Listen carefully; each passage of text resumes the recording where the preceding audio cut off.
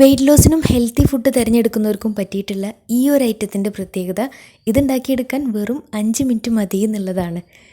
അടിപൊളി ടേസ്റ്റാണ്. ഭയങ്കര ഹെവി ആയിട്ട് തോന്നുന്നുണ്ടെങ്കിലും വളരെ കുറച്ച് ഇൻഗ്രീഡിയൻസും മതി ഉണ്ടാക്കിയെടുക്കാൻ. ഒരു പാനിലേക്ക് കുറച്ച് കൂടുതൽ വെള്ളം ചേർത്ത് അതിലേക്ക് 1 ടേബിൾ സ്പൂൺ ഓയിലും പാകത്തിന് ഉപ്പും ചേർത്ത് തിളച്ച് വരുന്ന സമയത്ത് ഇതിലേക്ക് 1.5 കപ്പ് സേമിയ ചേർത്ത് കൊടുക്കാം. ഞാൻ മില്ലറ്റിൻ്റെ സേമിയാണ് കേട്ടോ എടുത്തിട്ടുള്ളത്. ഹിൽസ് നാച്ചുറലിൻ്റെ മില്ലറ്റ് സേമിയാണ് എടുത്തിട്ടുള്ളത്. അതുകൊണ്ട് തന്നെ ഹെൽത്തിയാണ്. സേമിയ നന്നായിട്ട് വെന്ത് വന്നാൽ ഇനി ഇതൊരു അരിപ്പയിലേക്ക് മാറ്റാം. മുകളിൽ കുറച്ചൊന്ന് നോർമൽ വാട്ടറും കൂടെ ഒഴിച്ചു കൊടുക്കുന്നുണ്ട്, ഒന്ന് വേറിട്ട് നിൽക്കാൻ വേണ്ടിയിട്ട്. ഇനി ഒരു പാനിലേക്ക് 2 ടേബിൾ സ്പൂൺ ഓയിൽ ചേർത്ത് കൊടുത്തിട്ട് ചൂടായിട്ട് വരുമ്പോൾ അതിലേക്ക് ചെറിയൊരു സവാള ചെറുതായിട്ട് നീളത്തിൽ കട്ട് ചെയ്തെടുത്തിട്ടുള്ളതും, ചെറിയൊരു ക്യാരറ്റ് നീളത്തിൽ കട്ട് ചെയ്തെടുത്തിട്ടുള്ളതും, ഒരു കഷ്ണം ക്യാപ്സിക്കം നീളത്തിൽ കട്ട് ചെയ്തെടുത്തതും ചേർത്ത് നന്നായിട്ടൊന്ന് വഴറ്റിയെടുക്കാം.